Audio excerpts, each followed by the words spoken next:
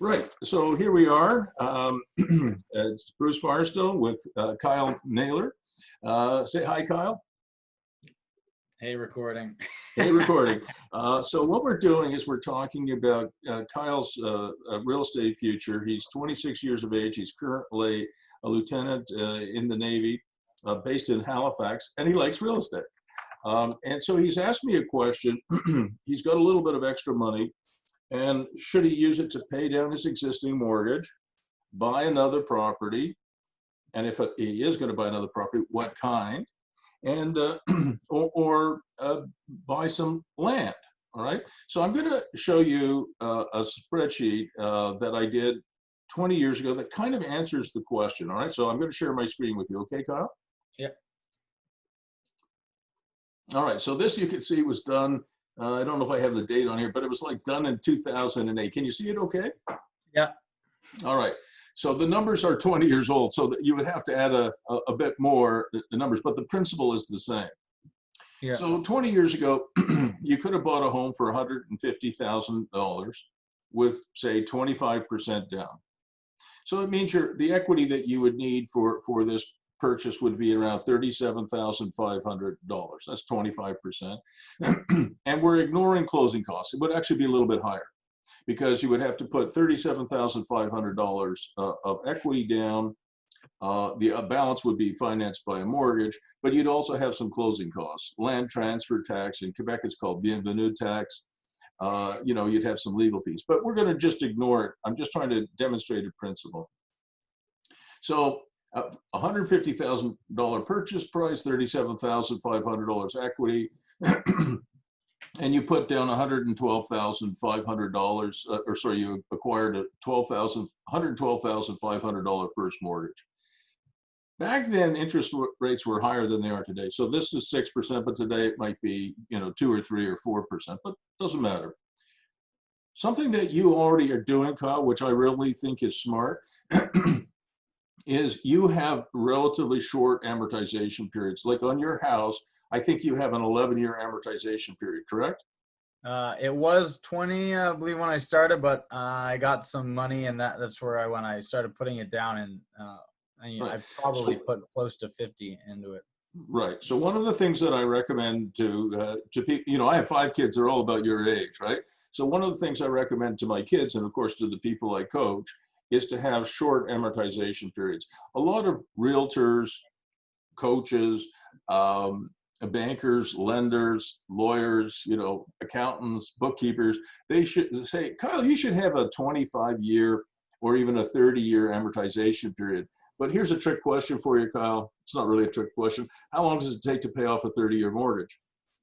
30 years. 30 years.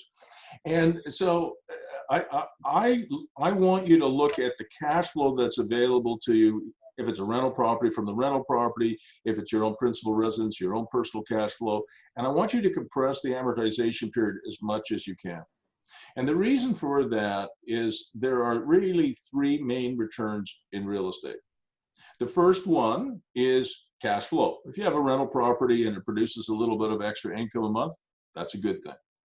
The second return is appreciation. You hope, like your house, will go up in value over time, and that extra value belongs to you, the owner. It doesn't belong to the bank, it belongs to you. The third return, though, is mortgage pay down. So you have in your house, you have a roommate who pays you $700 a month, correct? Yeah.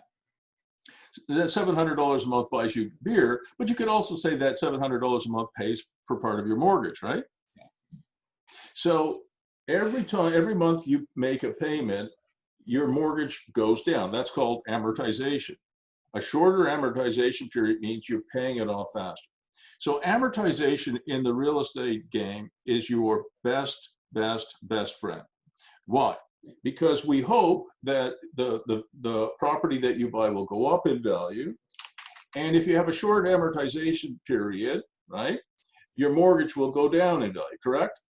Yep. And it opens up room after 2 or 3 years for you to refinance, take some of that money out tax-free, and buy some more real estate.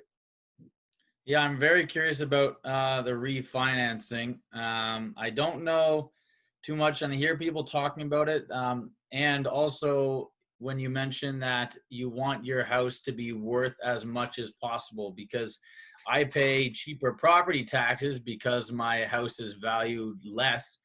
But if I have it valued more, is there for some reason I can get more money from the bank at whatever interest? I'm curious. Let's walk through that, okay? Let's take Okay. a moment to walk through that. I'm going to stop sharing just so we can just talk that through, okay? I'll go Okay. back to the spreadsheet in a minute. So as real estate investors, we constantly talk out of both sides of our mouth. Now, as a military officer, you're not supposed to do that. You know, you have people who obviously report to you, and you try and be consistent, honest, direct, all of the values that we cherish really in the Canadian Armed Forces. And I served in the Cadet Corps and the militia when I was a kid, so I have a little bit of familiarity with what you go through on a daily basis. And I respect those values. But in real estate, we argue out of both sides of our mouth. So without telling any lies, all right? So when we're talking to the people who do the property assessments, in Ontario, it's called the Municipal Property Assessment Corporation. And there'd be something similar in Nova Scotia. We try and tell them all the things that are wrong with our house. We do. You know, maybe your furnace is getting old. You say, oh, you know, this furnace is really old. Or maybe, you know, 4 or 5 doors over, there's a crack house, right? Somebody moved in, has a tenant who, you know, this happened to a client of mine recently. And Well, I actually, there was a property I was looking at, and the neighbor was a high drug dealer, and I was about to put a down payment in, and then they told me that day. Well, yeah. And this woman was not only dealing crack out of the house, she was also running a prostitution ring. So you can imagine what that does to property values. So when we talk to the assessment people, we point out all the bad things without telling any lies. We don't do that, but we do point out all the bad stuff. And then when we talk to the appraiser from the bank or from the lender, who is appraising our house so we can refinance it, which I'll talk more about in a second, we tell him or her all the good things about it. We say, hey, guess what? I put a basement apartment in here. You know, in your house, you put in a beautiful backyard. I saw the pictures you sent me. And we point out all the wonderful things. I've got a roommate who's paying $700.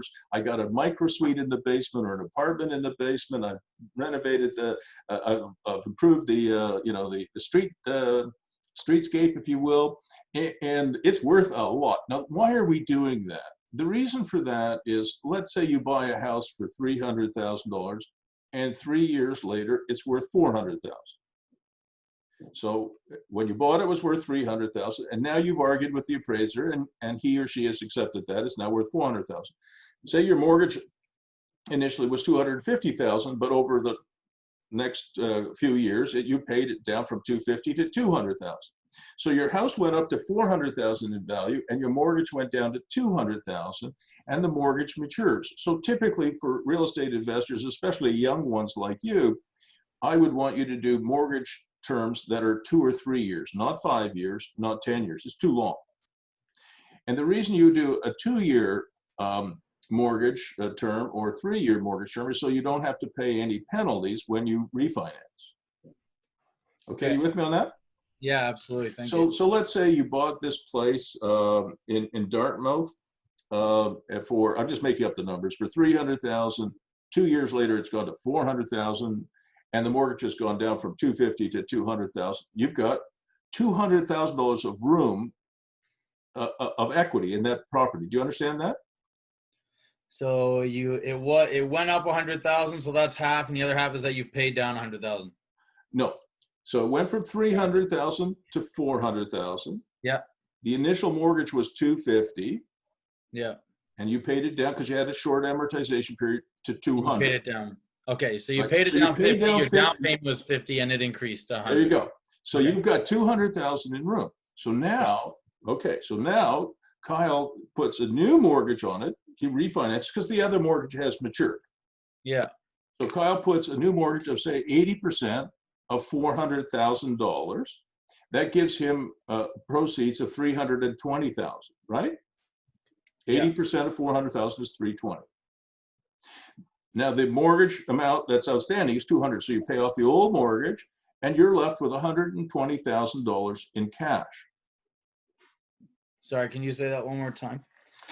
So The can you write, 80%. I want you to write this down, okay? Yeah. I'm going to make you do the homework. Absolutely, I love All right. that. So put down purchase price, 300,000. Yeah. 2 or 3 years later, it's worth 400,000. And the appraiser has agreed with that. So when you've got that written out, we'll do the next step. Yeah. The original mortgage was 250, which means you had to put $50,000 of your cash into it. Yeah. Okay. But, you know, maybe you had a 14 or 15 year amortization period instead of 20 or 25 or 30 years. My kids are all on amortization periods. We've got them really, really short, from 11 to 18 years. I don't know, I have 5 kids. None of my kids' mortgages are over 18 years. I kind of, you know, I twist their arm to, you know, till they're squeaking with pain.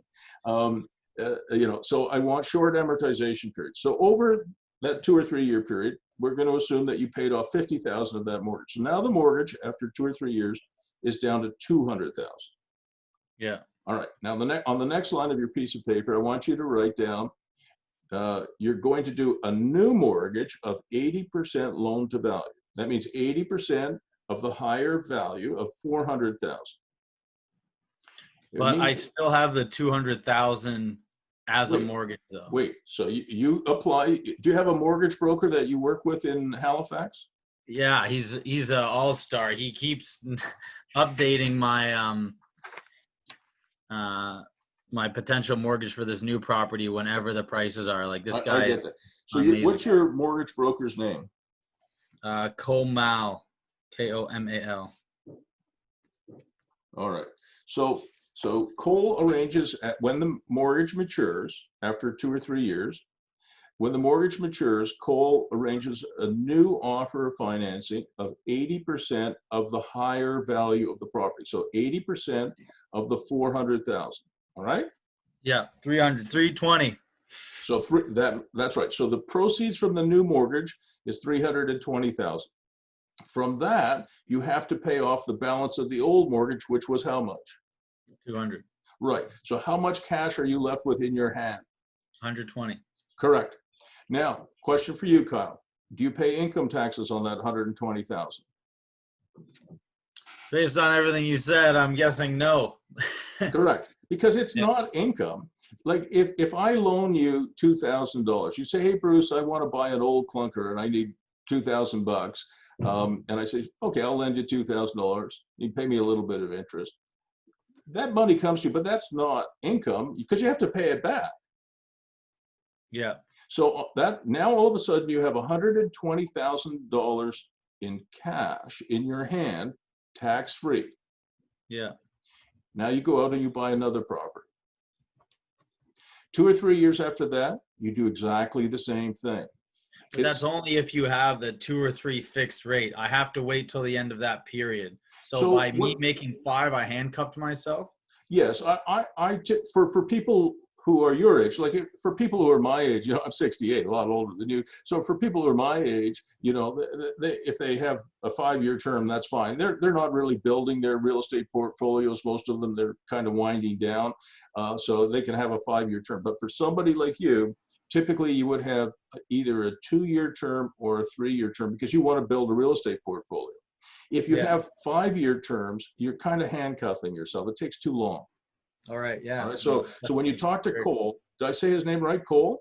It's Komal. He's like East Indian or something. Komal. Oh, Komal. Okay. All right. Yeah, I got it. man. So, okay. Komal.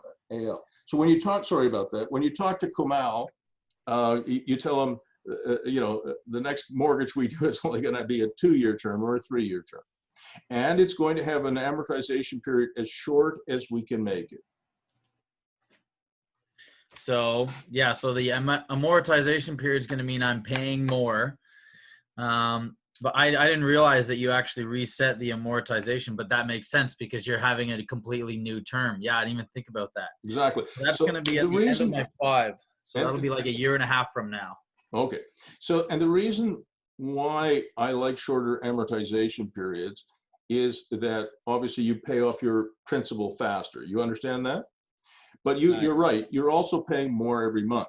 So you have to do the calculation with Comal to make sure you can manage it, right? Yeah, yeah, All right. exactly. So let me give you an example. One of my daughters bought a house for $345,000, and she put a basement apartment in it. And she and her husband, and they have a new baby, can live in a 3-bedroom, 2.5-bath home. And when she collects all the rent from her tenant in the basement, she has a beautiful basement apartment. She and her husband could live in their own 3-bedroom, 2.5-bath house here in Ottawa for $600 a month.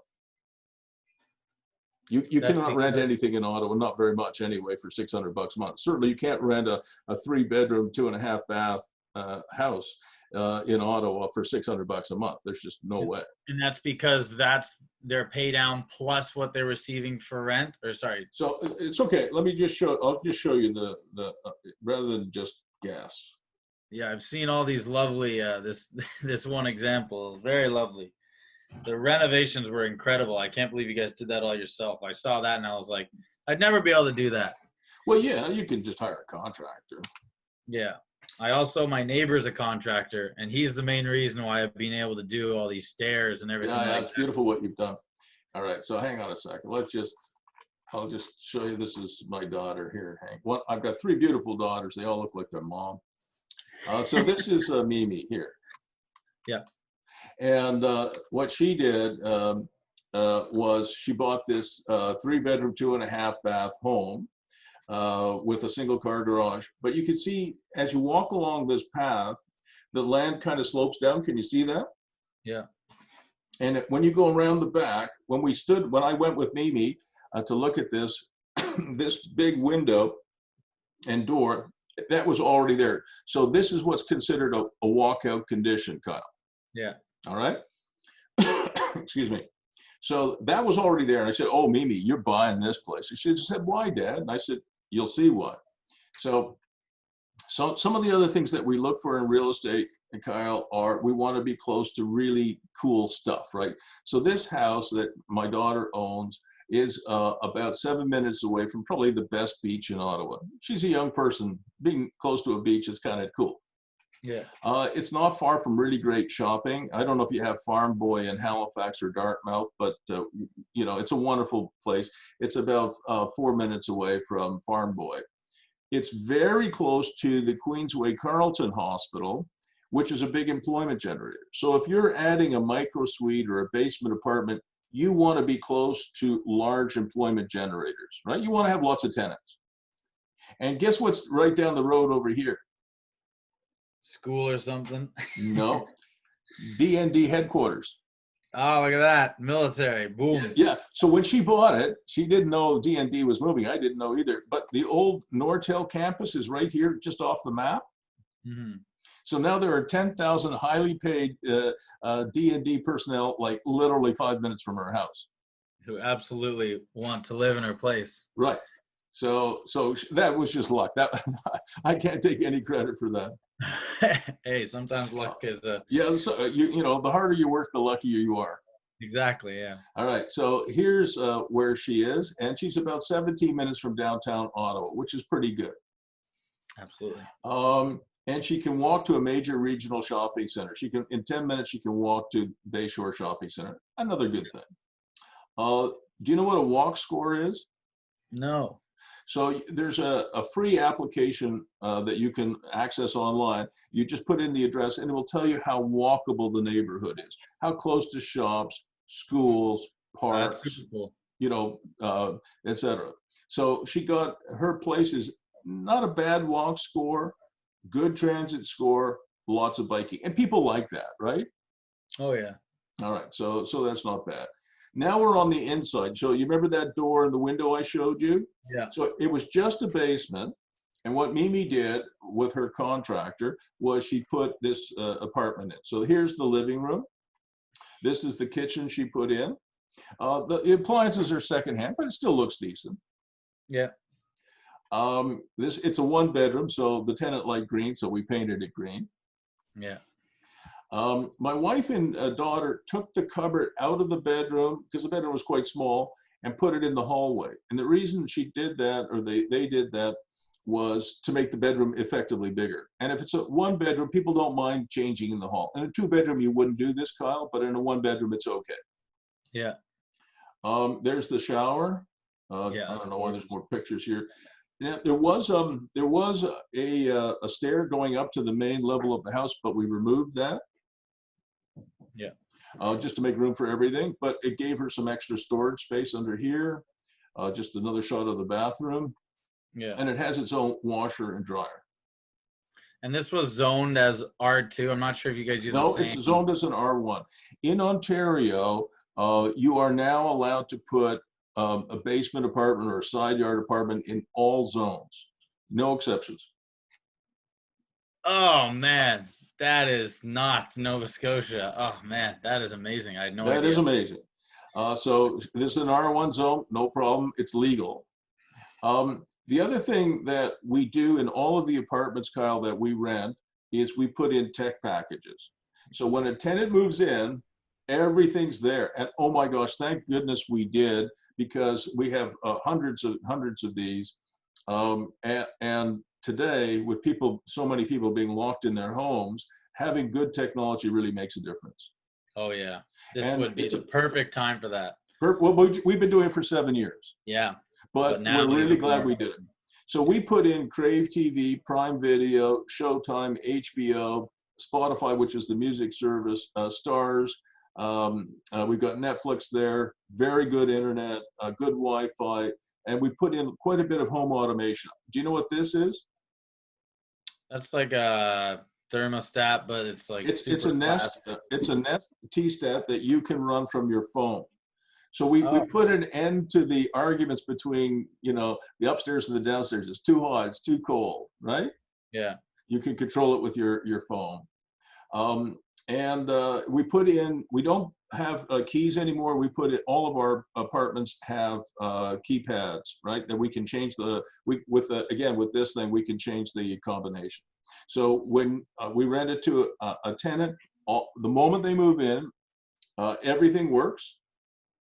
And all the technology works. Large screen TVs stay in the apartment. We put them right up on the wall and they don't move.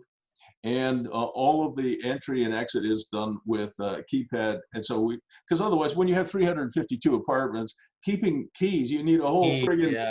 room full of keys, right?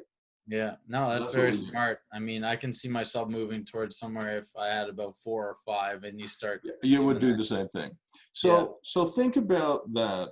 After paying for her mortgage and her internet and her property taxes and her insurance and repairs and maintenance and everything else, she and her husband and their baby can live in their own home for $600 a month. Yeah. Okay, Pretty damn that's kind good. of what we're trying to do for you. All right, so let's go and look. I'm going to go back to my my spreadsheets now. Okay. Yeah. All right, because this is going to answer the key question I think that you asked. At least I hope so, because I know you want to get your money's worth, right?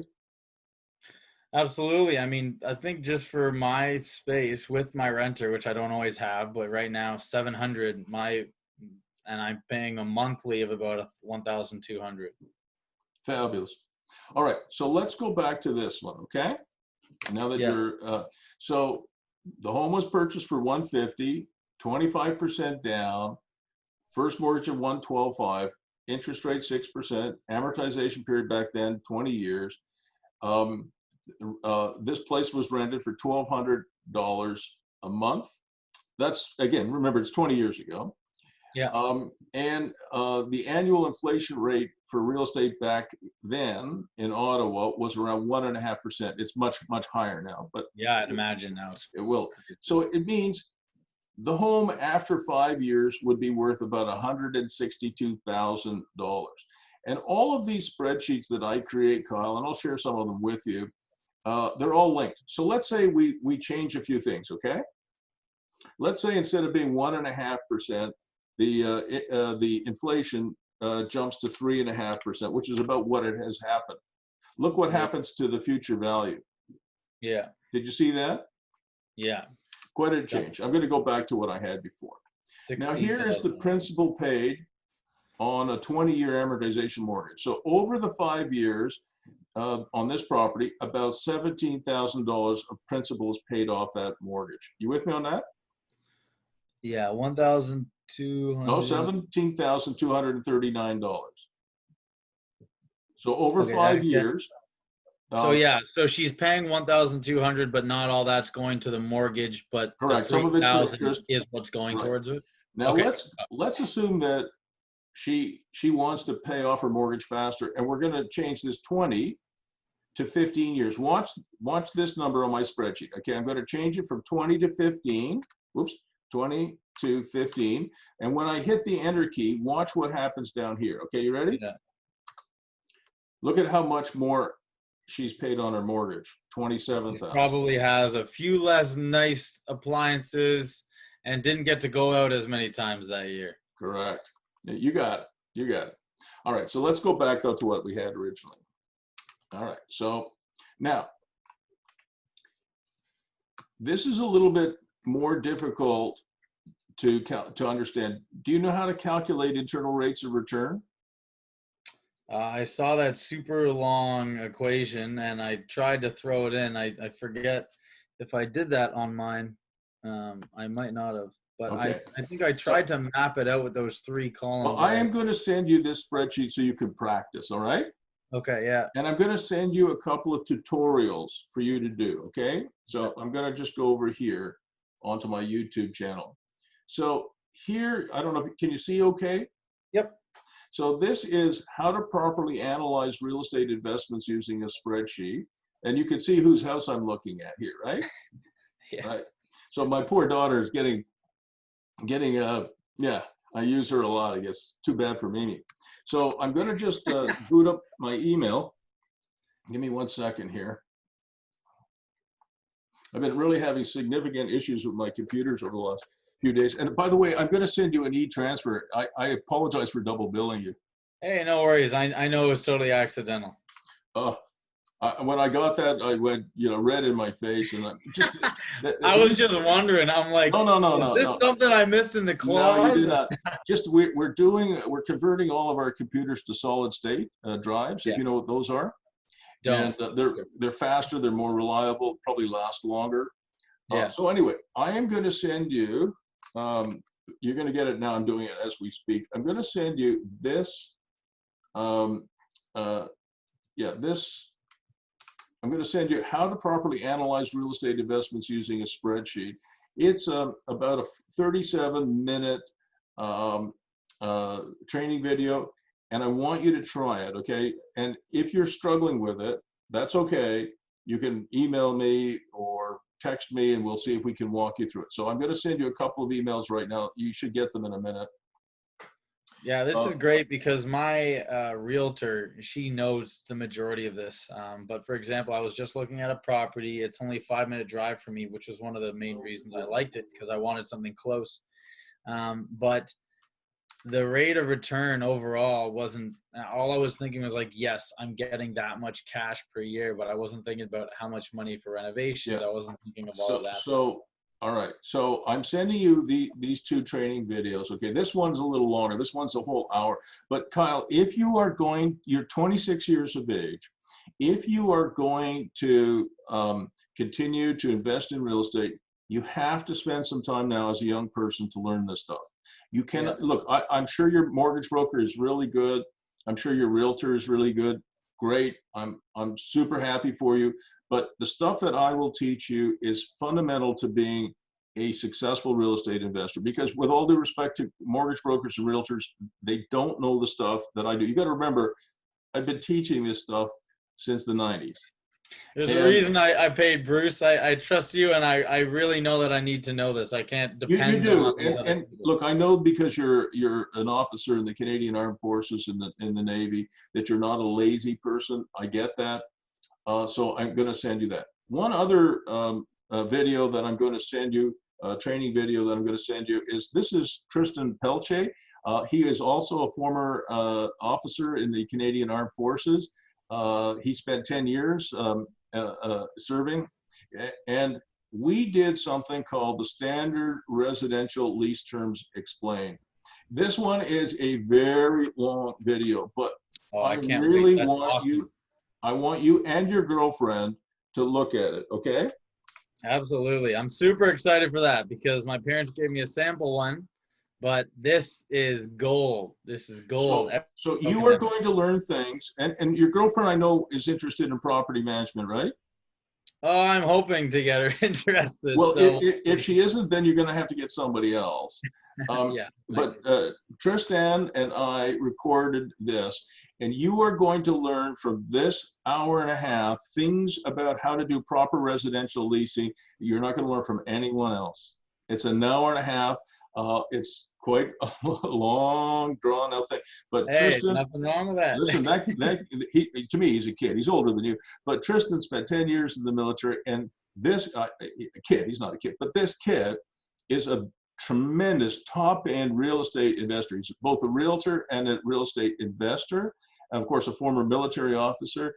And he is brilliant, thorough, well-trained, and he and I did this together. It's a training video. Now, the stuff that I'm sending you, can you see down here? It's all unlisted. Yeah. So I'd ask you not to share, don't post it anywhere. Is that okay? Yeah. Absolutely. It's only for the people that I coach. Yep. All right. So you can share it with your girlfriend. If your girlfriend says she's not going to manage the properties while you're posted overseas or when you're on the frigate, you have to find somebody else. But you've got to find somebody in property management that you like and trust. Yeah. All right. You understand that? Yeah. Because sure. property managers can steal from you.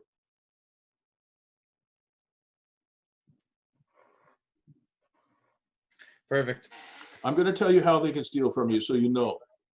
Yes. So let's say I was a dishonest property management and you had a couple of properties in Dartmouth, the principal residence that you have, and maybe a duplex. Yeah. So you go off for 2 years, and I say, I'll take good care of your properties, Kyle. Trust me. So what happens is I rent the house, the principal residence. I get a decent rent for that. That's good. And then on the duplex, I rent one of the units.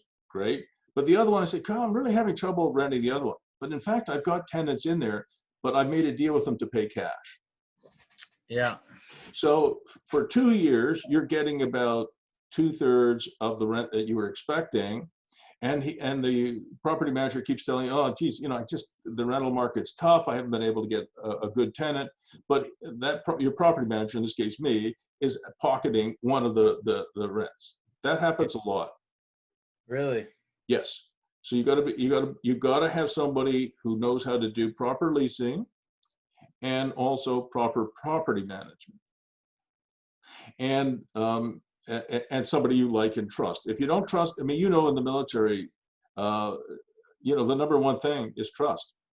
Yeah. No, exactly. And that's one of the reasons why I was leaning towards my girlfriend, is because I know that I can trust her. So What is her name?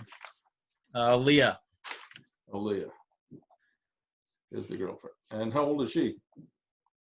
She's 22. 22. Perfect. 1 more year in school. Yeah. So, if she's going to help you, my wife does the property management for me. And she's very well trained by yours truly. and I would want you to make sure that Aaliyah is also well trained. Yeah. Here's another way that property managers can rip you off. While you're on the frigate, the property manager, the dishonest Bruce, the bad guy, he lets you know, oh my gosh, we've got a flood in the basement, and it's going to cost $30,000 to fix. And you're off on a frigate, and he sends you pictures of a flood, but it's not actually in your property. Yeah. It's somebody else's property, and you say, well, I guess we got to fix it. So he has a couple of his buddies go in there, and do a little bit of work here and there. They bill you $30,000. He pays it to his buddies, for maybe $2,000 worth of work, and they split the 28 grand profit 50-50. That happens. Yeah, I bet. So you absolutely, if Aaliyah is willing to do it, that's great, but she has to also learn how to do it properly. Yeah. No, Okay. absolutely. We'll have a nice chat. What do you normally pay property managers? Is it like 10% of total, or like what is I'll that? talk about that. Hang on to that for a second.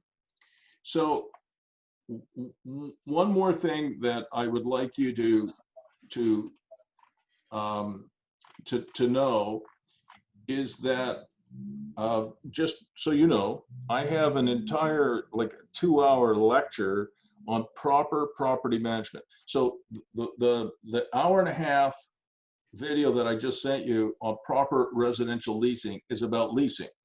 Yeah. I want you to write this down. There is also a 2-hour lecture available from yours truly. If you and Aaliyah want to take a 2-hour lecture from me, I will do a 2-hour lecture with you two guys on proper property management. That's before you get on any ship or you get posted. I mean, that if you want to check back with me, that's fine. And I would charge you something for that, but that's for another time. But if she's going to do it, she can, it's part of the training now. She'll have an hour and a half video on how to do proper leasing. But property management is more than just leasing. So there's a 2-hour lecture. I would charge you the same amount. I would get the money that I'm going to give you back. And but what we would do again is we would record it. But it would be nice if Aaliyah would join the session. Yeah, I'll talk to Leah. Yeah, I have no idea yet. Well, we'll see how she goes through getting through the first part. If she's still interested, I'll also tell her that I'd be like giving her a partial sum, so she's actually working, which might interest her more. So let me just show you, because you've asked, what people pay for. I'll give you part of the training right now, if I could find it. So let me just show you. I'll share this with you. Be part of your record, and you'll have this video, so you could show it to her. This video, after we finish, you can, once it's on YouTube, you can show it to whoever you want, but only the people that are in your network. Don't post it. Yeah. So in Ontario, property management revenue streams look like this. So if Leah was actually going to do property management, she would want to not only maybe manage your properties, but maybe take on a few more. Yeah, maybe. Maybe. Absolutely. She might. So what you asked me, what do property managers get? So I'll just blow this up a little bit so you can see it a little easier. Yeah.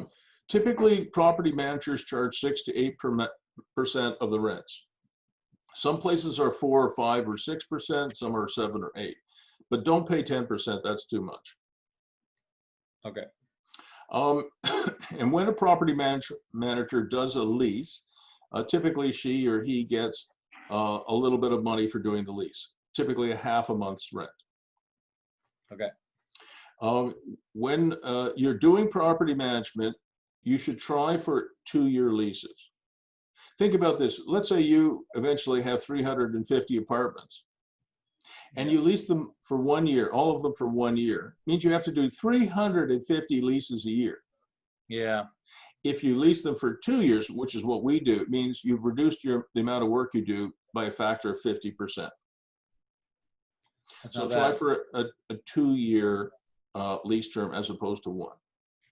Okay.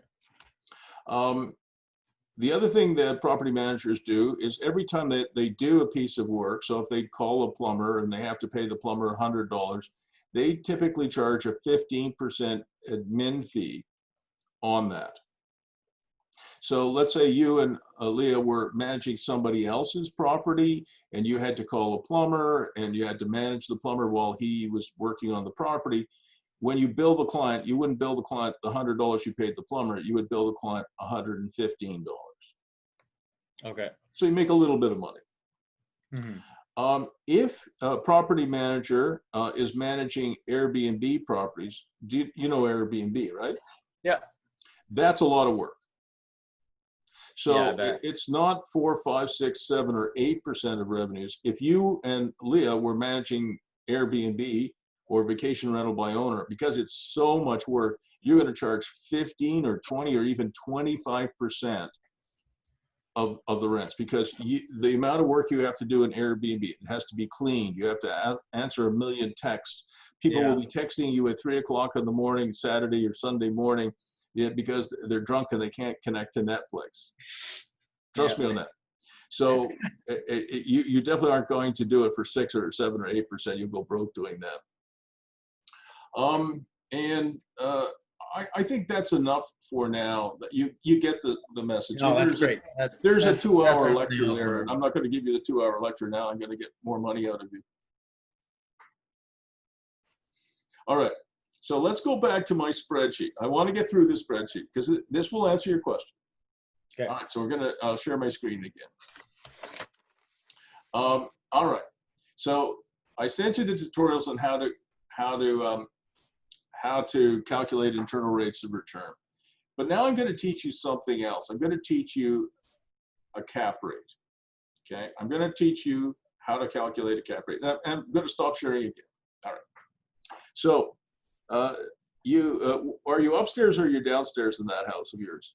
I'm upstairs right now. All right. So you go downstairs tonight and you sit on your couch. You with me on that? Yeah.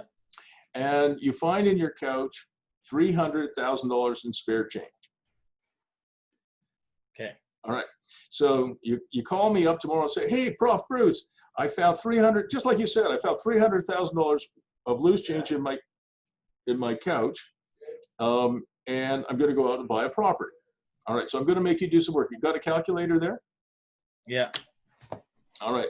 And a piece of paper, another piece of paper, brother. So you buy a house for $300,000. Yeah. And you rent it for $2,000 a month. Now, because you found all of this loose change in your couch, you were able to pay cash for it. It means you don't need a mortgage, correct? Yeah. All right. So you pull your change out of your couch, and you bought a $300,000 house in Halifax or Dartmouth, and you rented it for $2,000 a month. So how much rent are you getting a year? I'm getting 24,000. Right. So write down 24,000. And put next to it GOI. GOI stands for gross operating income. So you're getting $24,000 from that house. Now I want you to multiply 24,000 by 0.66. So if you have your calculator, take 24,000 and multiply it by 0.66.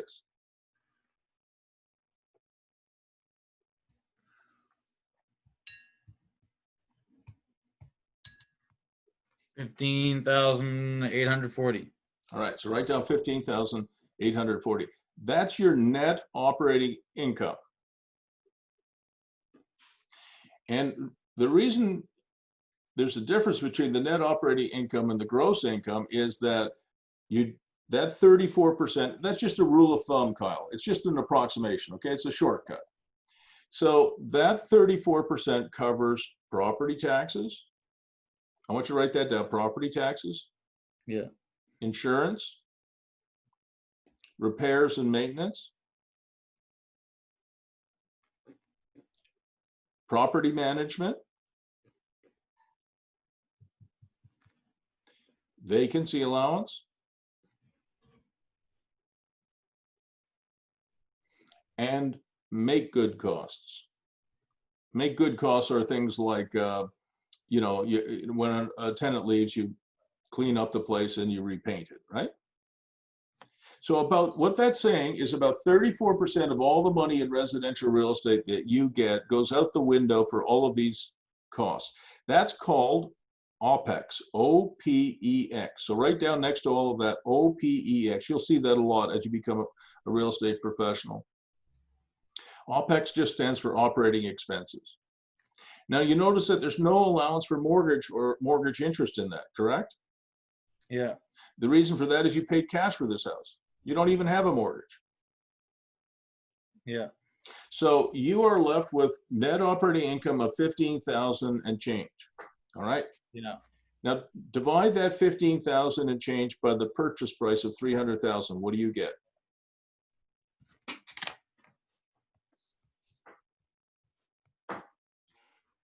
.0, like 5.3%. So your cap rate, your capitalization rate on that property is 5.3%. Sorry, that was the cap rate? It's called a cap rate. So I'm going to explain this to you now. I want you to focus on me for a minute because it's really important that you get this. Yeah, sorry, I'm just going to finish writing Yeah, this. you're going to finish writing it.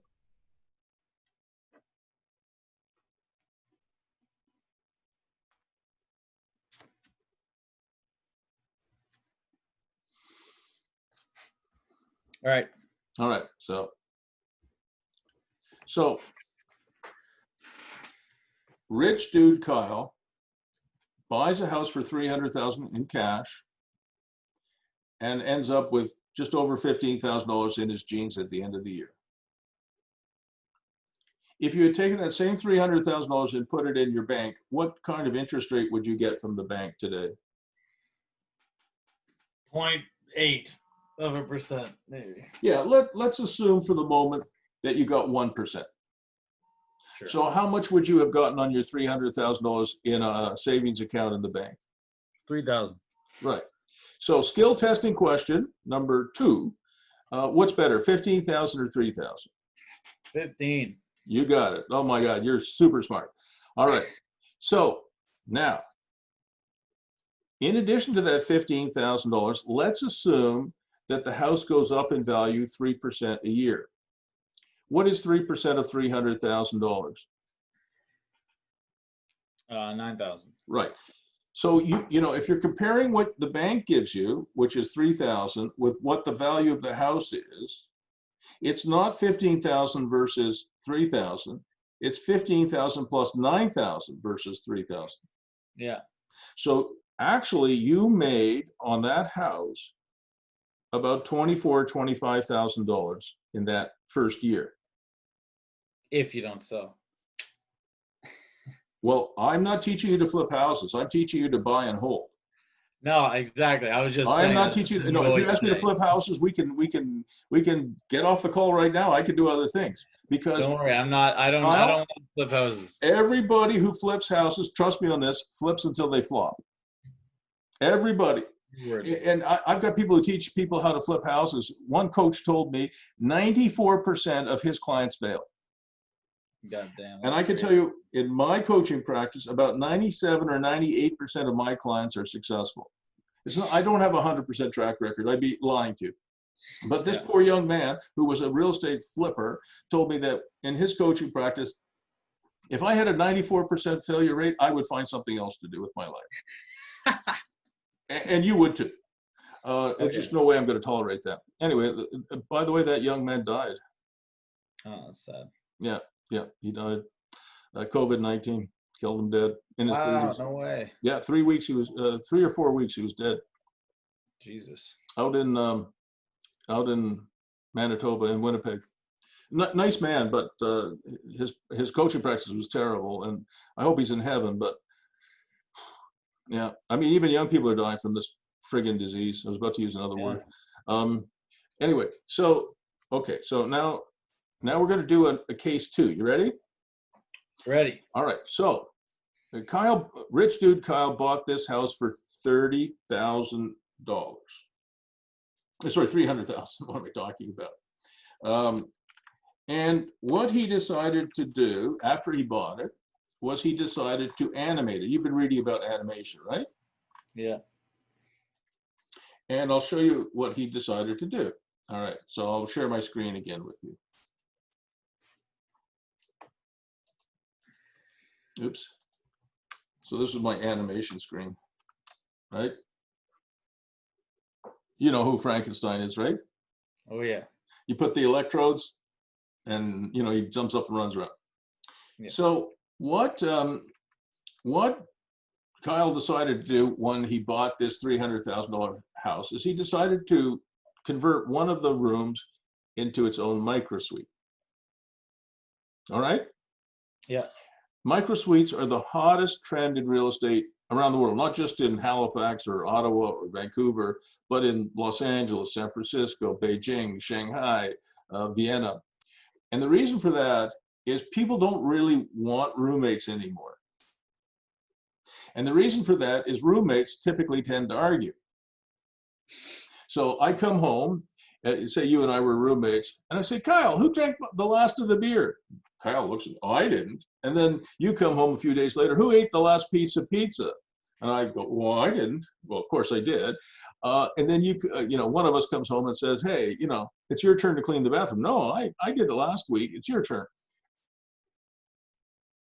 Roommates tend to argue. So the hottest thing in real estate is not to have a basement apartment with, say, 3 rooms and you have, 3 roommates, but to renovate your basement into, say, 2 microsuites. You with me on that? Yeah. So that you have, this is a microsuite, it's about 300 or 330 square feet. You have a little bed, sleeping area here. You have your own bathroom here. You have your own micro kitchen area here. You have your own, sort of entertainment and work area here, and you have access to the outside. In northern cities in Canada and the United States, you need access to the outside because we're cooped up for so many months of the year. Yeah. This is the hottest trend in real estate. So what Kyle decides to do with his $300,000 house is he's going to take one of those rooms or the basement or something like that and add at least 1 microsuite, okay? Yeah. So you ready? Got your pencil ready? Oh, yeah. Okay, so here's, right down underneath, case 2. Yeah. Kyle adds a microsuite for $40,000.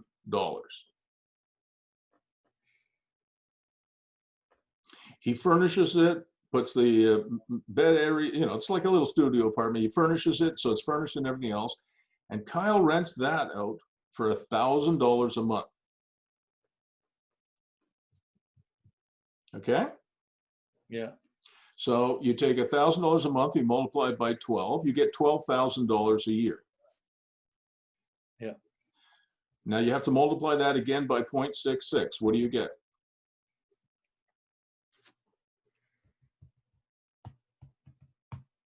$7,920.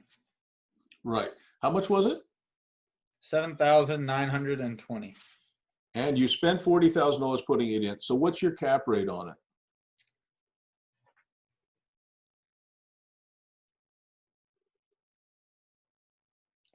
Divided by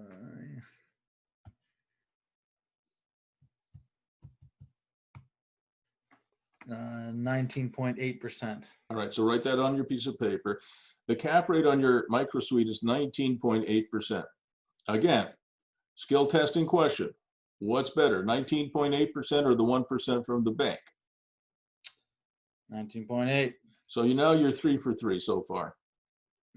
Okay, now let's do a blended cap rate. Okay? Yeah, so both of them. Right. So you bought the house for $300,000 and then you renovated it for $40,000. So your total cost is now $340,000. Mm-hmm. Your rent for the house was $2,000 and for the microsuite was $1,000. So now your total rent for the year is $36,000 from the house and the microsuite. Because you're renting both, yeah. You're renting both. You put the microsuite in the basement, say. All right. Now take 36,000 and multiply that by 0.66.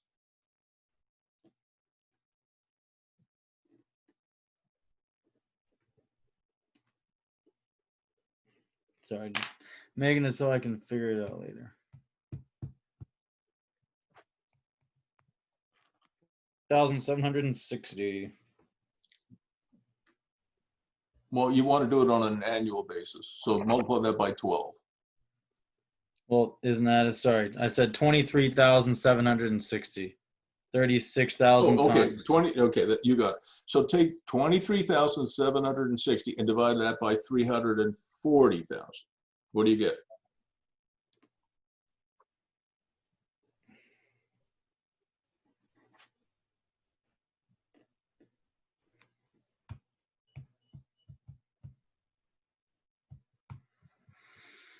$7%.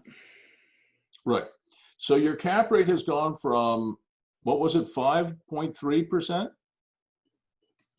5.28 to 7%. Right. So again, what's better, 5.3 or 7%? So You're 4 for 4. And one of the things I'm going to recommend to you is you should not buy any properties, none, ever, that don't have a minimum cap rate of 6%. I want you to write that down. That's your goal. So when a realtor says, hey, you ought to buy this, and when you, because now you're an expert at cap rates, and you calculate the cap rate, and it's 5%, it's 4%, it's 4.5%, you say, back in 2020, Prof. Bruce told me not to buy anything with a going in cap rate of less than 6%. The key to being successful in real estate, Kyle, is you make money in real estate when you buy. Yeah. Okay, so I'm good. We're not finished yet. You ready? Yeah. Are you getting bored, or am I? We can continue here. Absolutely, continue. All right. We're on the clock here, Bruce. I mean, No. Listen, I want to listen. I am grateful for your service. I realize that absolutely. the Canadian military. Look what they did in Quebec and Ontario. They came in. They friggin' bailed us all out. Absolutely. So I'm not kidding. I'm not just saying because you're on the call. I am very grateful that we have young people like you, and thank you. So I love doing it. Yeah, I'm glad you're doing it, and taking the time and effort to protect our country, and we're grateful. I am. Okay, so now let's say another property comes up, and your realtor says, Kyle, you should buy this property for $300,000. And do you remember we calculated that the cap rate that you would get on that, because the rent was $2,000 a month, was 5.3%. Yeah. But Prof. Bruce told you that you should not buy it with less than 6%. So now you have a weapon to use on your realtor and on the seller. You could say, if I buy this property for $300,000, it's only going to give me a cap rate of 5.3%. That's not acceptable. I cannot afford to pay $300,000. Now, you can use cap rates to calculate what you should pay for that property. Do you know how to do that? Probably just go backwards. So if I was going to spend, let's say, 310,000. So this is the example. I was looking at putting a down payment on this other property. We're just pretending that you're a rich dude. Forget the down payment stuff. Okay. You're so yeah, if I'm going to go reverse with a cap rate and I start, we'll say I want a 7%. No, I'll do it for you because it'll take too long. So you know that if you pay $300,000 for that property, you're going to end up with a 5.3% cap rate, correct? Yeah. You know that because you remember, you don't want to pay the seller for the work you're going to do to animate the property. You're going to add the microsuite. That's your thing. The seller shouldn't get any credit for that. That's something you're going to do. Yeah. So we just have to go back to the first case. So the way to calculate what you should pay is and I want you to write this down, 300,000 times 5.3 divided by 6. So take the 300,000, multiply it by 5.3 and divide it by 6. What do you get?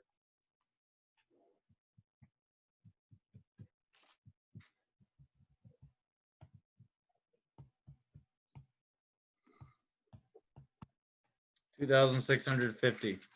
No, it's got to be in the 200,000 range. 300,000 times 5.3. Oh, I thought it was 5.3%, so I did times 0. No, don't worry about the percent. Just go 300,000 times 5.3 divided by 6. 265. All right, so write down 265,000. That's what you should pay. Because if you work backwards, you were on the right track. If you work backwards, if you pay $265,000 and you get the $2,000 a month, you will end up with a 6% cap rate, right? Yeah. So what you can turn to your realtor and your mortgage broker are going to be blown away. They're going to say, how did you do that? right? But you got to understand how to do this. Yeah. So, and if you So get the stuck, divided, sorry, the six, you're dividing by six because that's the minimum cap rate you want. And right, what's the that's the target 5.3? cap rate going in. Target cap rate. Going in is 6%. Okay, and the 5.3 was Was the is another cap rate cap that you rate. would actually get if you paid 300,000. Oh, that's cool. Yeah. So if you paid 265,000 for it and you rented it out at $2,000 a month, your cap rate is going to be 6%, correct? Yeah. So if you had paid 300,000, your cap rate is going to go down. And what you're going to say to your realtor and to Kamal, what's your realtor's name? Jillian. Jillian. So what you're going to say to Jillian and to Kamal on the next purchase is, look, I've done the numbers. This is what professional real estate investors do every day of their lives. I mean, that's what I do. I'm a real estate investment and business coach. I'm a realtor. I'm a professor. You know, how many deals do you think I've either done for myself or done for others? I mean, it's in the tens of thousands. Yeah. And we are very disciplined. And if the seller comes back and says, oh, there's no friggin' way I'm going to sell it to you for 265, you'd say, not a problem, you keep it. I'll go to the next one. You have to have discipline. It's not the same as finding a girlfriend. You know, you like your girlfriend. You know, I love my wife. You know, you're passionate about her. That everything else gets thrown out the window. You like the girl, that's it. You like her. I mean, it's not a monetary decision. At least it shouldn't be. I don't think. You know, the most expensive thing you'll ever do is get a wife. The most expensive thing will be divorcing a wife. Those are your words as That's well. true. That's true. But since I am not divorced, I would like to think I will never have that experience. At least I hope so. But truthfully, you know, having a family and children, you know, I have 5 kids. You know, you send your children to summer camp, you send them to dance classes, and you know, you get them in competitive hockey. I mean, it costs a lot of money. You know, but best thing I ever did was have 5 kids, and I just, you know, that was by far the best thing I ever did. So it's not really an investment or an expense. I don't look at it that way. But real estate is an investment, and you have to have discipline. And you know, I know what I'm talking about. So, but and you would be surprised at how many sellers will listen to you as long as you have an argument. Here's how most realtors, mortgage brokers, and buyers argue with a seller and the seller's realtor. Oh, I can't afford to pay anymore. No, I mean, that's all I can afford. That's it. And then your property's not worth more than that. Well, what does that do? I mean, you're a leader. You know, it just gets their back up. Yeah. And if on the other hand, you say, look, I'm trying to get a 6% return. 6% is not that much. It's not like trying to get 20% or 50. I'm just trying to earn a living here and get 6%. And if I buy this property for 300,000, I'm not going to get to my target. I won't even get 6%. So I would ask you to consider selling it to me for $265,000 because that'll get me to my 6%. And I think that's fair. At least you have an argument and you're not yelling and screaming at people. Yeah. So these are very powerful techniques. And by the way, you could be buying a shopping center, an office building, a retail plaza. All of those calculations are exactly the same. There's just a few more zeros. Yeah. So this stuff that I'm showing you how to do today is the key to buying real estate properly. And you make money in real estate when you buy, not when you sell. And since you're never going to sell, hopefully you and your girlfriend will have lots of kids and grandkids, and you'll give those properties to your kids and your grandkids when you're an old man ready to go and see St. Peter, okay? You're never going to sell it. Now let's just look at something else. I've got another question for you. So you bought this property for $300,000. You were a little bit below the 6%. Okay. You made this mistake before you knew Prof. Bruce. You paid $300,000 for it. Then you added the microsuite, and that did get you over the 6% hurdle. You got to about 7%. And how much net operating income are you making from the animated property? Just give me the number again. You talking about my real life or in this one? No, no, on this pretend example. Okay. Yeah. You were making 1,000 per month, 12,000 a year No, no, no, times no. No, on the animated property. So from the house and the microsuite, what were you making? in total for Yep. everything. Yep. 36,000. Yeah, but your net operating income was not that. Your net operating income was 23,760. All right.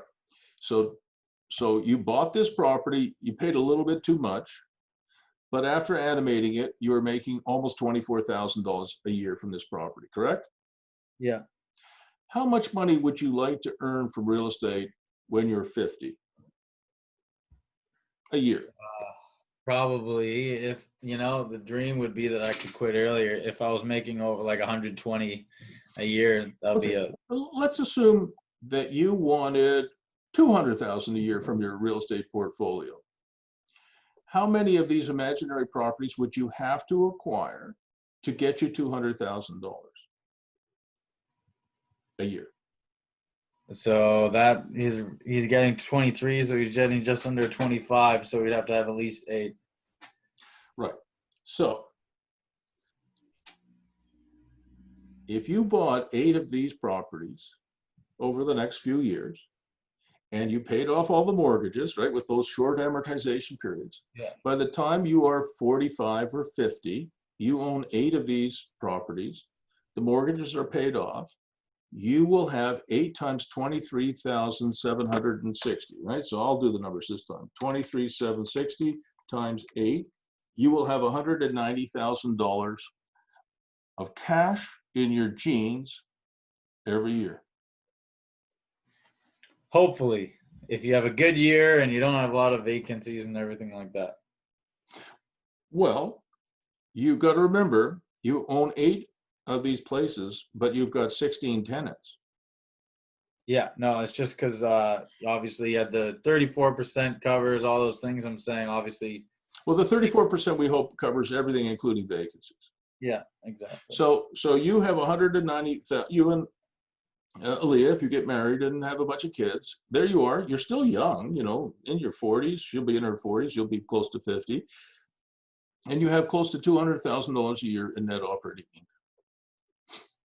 That's cash in your jeans because you paid off all your mortgages by that time. Yeah. That's what you're really trying to do. Now, yeah, sorry. I don't, just so you know, I have to leave. I have another meeting that I asked them. They wanted to do it at 1:15. I told them 1:30.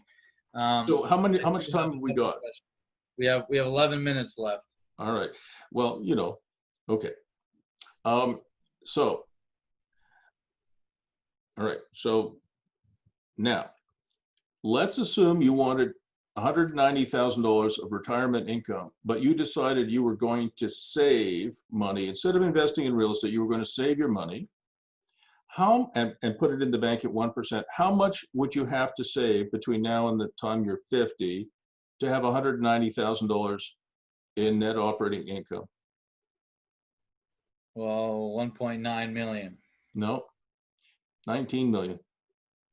Oh yeah, times 100. So if you and your girlfriend in the next 25 years can save $19 million, you don't need to invest in real estate. So yeah, I know people laugh at that, Kyle, but the fact is, I am absolutely sure you could buy 8 properties like I just described, renovate them a little bit, put an extra microsuite in, and that you could certainly do in 25 years. I mean, that would be ridiculous if you failed at that. It's unimaginable for somebody with your skills to fail at that would be almost impossible. I mean, but to save $10 million for your retirement or $20 million, nobody can save that, especially if you have kids. Yeah. There's no way. But you could buy 8 houses and you could, put a little bit of animation into them. So are you sort of seeing what I'm getting at? Yeah, absolutely. You're validating. Good choices. If I could, I'm not sure how long you have, just some. You mentioned duplexes and triplexes. Your students always want to do things like that. This was interesting me hearing now that you don't require an R2 to build a basement suite in Ontario. But for something like me, for everything I'm looking at, I'm making sure it's an R2. and then I'm considering building. Do you think that's a good area to start with duplexes and triplexes, or should I So be looking? let me show you one more thing that, because we're going to run out of time, unfortunately. Yeah. Let me show you a client of mine. This is Ken McKenzie and Natalie McKenzie's house in a small town in Ontario. And they're older than you. They're in their 50s and they're close to retirement, and their income is not quite where they hoped it would be. So they asked me, is there anything they can do to animate their house? And I need you to do some homework after this call is over with somebody you know and like and trust in the planning department in Dartmouth or Halifax, because this may be possible to do in an R1. I don't know that, but you're going to find that out. Okay. Yeah. So I went to visit them. This was before COVID-19. It was last summer. Yeah. And you can see here, there's a porch here. And it turns out where this glass is, behind those windows, there's a door there too. Behind that, this house actually has 2 living rooms. So now we're going to go inside. These are pictures I took in the living room. So this is a picture this way, and this is a picture this way. It's about 330 square feet. And I said to Ken and Natalie, why do you need 2 living rooms? They said, well, we hardly ever use this one, right? This one just kind of sits there. And I said, if you put 8 feet of drywall here, this is a perfect microsuite, because you can see there's me and there's Ken. I'm outside taking a picture. That's the door. Yeah. There's the porch. This is a perfect microsuite. 8 feet of drywall, he creates a microsuite. And what he has to do is he has to put a little bit of drywall there, and he has to put in a small kitchen and a bathroom and furnish it, and he has a microsuite. It was not very expensive to do. Yeah. Now, in order to do this legally, he has to fire separate it. So this has to be properly done. And it has a door in it. And the door is open both ways. So the door opens to the house and the door opens to the microsuite. It's an ingress and egress. So you are allowed to have in a house in Ontario, and probably in Nova Scotia too, you are allowed to have, a separate room with a wet bar and a micro kitchen, not a problem, but it has to be part of the main house. All right. But what's really interesting about this is the moment that they got their building permit, they built it, they got their occupancy certificate. Now I can't coach you to do this. They replaced the door lock set, which is just basically a bedroom door lock set, with double lock. And so they were able to rent this thing out. I'll show you the numbers. They were able to rent this thing out for $975 a month, plus $115 a month for the tech package, and another $95 for electricity. It gave them $14,220 of net operating income. Gross operating income. They ended up with almost $9,400 of net operating income after subtracting that 34%. Wow. So they're making about $9,400 on their microsuite for a cost of $40,000. They're making 23.5% return on investment. And that extra, $1,000 a month or $900 a month or $800 a month, whatever it is a meaningful amount of money. Do you know what the average Canada pension plan payout was last year? No idea. $555 a month. Wow. Right. So it's hard to live on $555 a month. Yeah. It really, that's and that's the average. About half of Canadians are below that. Wow. So it's really tough. So that extra, $1,000 a month or whatever makes a huge difference to their lives. Now, it's legal and it's not legal. They have a building permit for it. That certainly was legal. But when you take the sort of the bedroom door locks off and you put a double lock set, so your tenant can have privacy. Yeah. That is probably a gray area, but it meets the Ontario Building Code, etc. So, so one of the things I would like you to ask the planning department, either Dartmouth or Halifax, just go to, they probably have like a desk. Well, I don't know if they have a desk anymore. You might have to just call. But see if you can call somebody in the planning department or the plans, a plans inspector, and say, look, if I were to put a microsuite in one of my homes, in an R1, is that legal to do? Because if it is, that's the animation that you could do. You could buy some single family homes and add microsuites. Yeah, that's definitely a really good question. My neighbor's kid, actually, the contractor, apparently he's writing the like legislature for this for the province right now, which is hilarious. So he'll be the perfect guy, and if not, he'll be able to direct me. Yeah. So, but be careful because you don't want to transmit or get COVID-19. Even young people are getting very sick. I've had now one of my friends has passed away from it, and two have gotten sick. Young people. One is 30 and one is 40. And they both told me, they recovered, thank goodness, but they both told me, imagine the worst flu you ever had, the worst sickness you ever had, multiply that by 10. So even for young people, it's pretty bad. For people my age, it's pretty much lights out. So Kyle, what I would like you to do, I mean, it's up to you, is talk to your girlfriend about proper property management. I also would like you to talk to your neighbor or whoever you think is appropriate about microsuites. I'm going to send you a little bit of stuff on that. I'd like you to do some of the homework, but just as a courtesy to you, and because I feel guilty about charging you twice, and again, I apologize for that, is before you buy something with help from Kamal and Jillian, run it by me. Okay. Just send me, listen, I'm thinking about buying this house or this duplex or this triplex. Because you asked the question, should you buy a piece of land? Or should you buy a duplex or triplex, or just pay off your mortgage? The answer to that question is, in the early stages of building up a real estate empire, this is conflicting advice.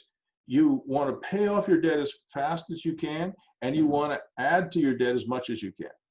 Now, it might sound completely contradictory, but it isn't. Fast amortization will help you. Refinancing will help you. And you'll do that in the first few years as you're building up your portfolio until you get to 8 properties or 10, whatever the number it is that you set. The other thing I'd like you to do is I'd like you to work on your goal. What do you want as retirement income from real estate? If it's $200,000 a year, you need 8 or 9 properties. If it's $500,000, you need more. If it's $100,000, you only need 4 or 5. So you have some homework to do. And reach back to me. I know you have to go. We could have gone on for a couple more hours, but that's okay. Oh, absolutely. I'm sure. Yeah, I didn't know this call. They called me this morning saying we had to do this, but no, you do your call. But this is not over. Email me or text me at any time, and I want you to do the homework, and I want you to report back to me. Okay. Absolutely. And I'm going to send you some of the stuff. I worked on the coach house bylaw and some of the other stuff here in Ottawa, so I have a pretty good background on this stuff too. So don't take no for an answer. See if you can get microsuites approved in the R1. Absolutely. No, I definitely will. All right, just quickly, I know you had those videos for me to check out. Are you happy if I send it to my parents just so they can see what I'm getting? They're obviously a big influence on me and whether I come back to you for that property. This entire conversation has been recorded. After we finish, I'll upload it to YouTube. You can share it with your parents. You could share it with Jillian. You can share it with Kamal. You can share it with Aaliyah. So within your group, no problem. Okay. Awesome. Right, see you later. And really appreciate that, Bruce. And we're not finished. We'll talk again. Absolutely. Much love.